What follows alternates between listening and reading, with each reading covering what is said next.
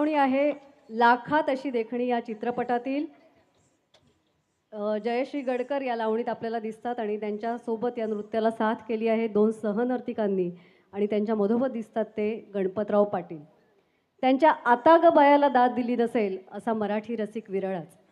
मराठी तमाशापटांमध्ये नाचाच्या भूमिकेत गणपतराव पाटलांचं नाव प्रस्थापित होण्यापूर्वी त्यांनी काही सिनेमातून वेगळ्या प्रकारच्याही भूमिका केल्या होत्या. वाघ्या मुरळी सिनेमानंतर मात्र बायकी सोंगाड्याची भूमिका आणि गणपतराव पाटील हे समीकरण हळूहळू दृढ होत गेलं. प्रत्येक लावणीप्रधान चित्रपटाच्या यशाबरोबर नाचाच्या भूमिकेतले गणपतरावही प्रसिद्धीच्या शिखरावर आरूढ होत गेले.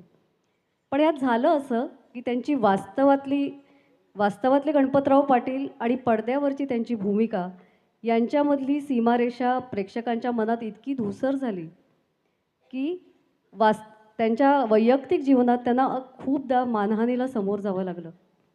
आमचे काय यांच्यासारखे टाळी वाजवून भागणार आहे किंवा मुलीची सोयरीक जुळवताना या माणसाला मुलगी कशी काय असू शकते, शक्यच नाही.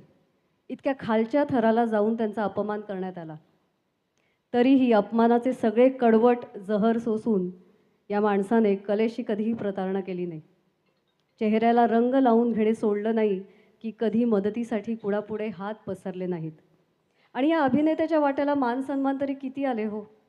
आयुष्याच्या उत्तरार्धात 2005 साली झी जीवन गौरव पुरस्कार, एवढंच काय ते कौतुक.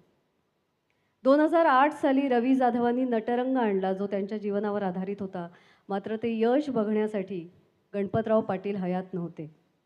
या लावणीच्या निमित्ताने गणपतराव पाटलांचं स्मरण हे मराठी सांस्कृतिक प्रतिष्ठान आणि आज इथे उपस्थित असलेल्या प्रत्येक रसिकांकडून त्यांच्या अभिनय कलेला मानवंदना आहे.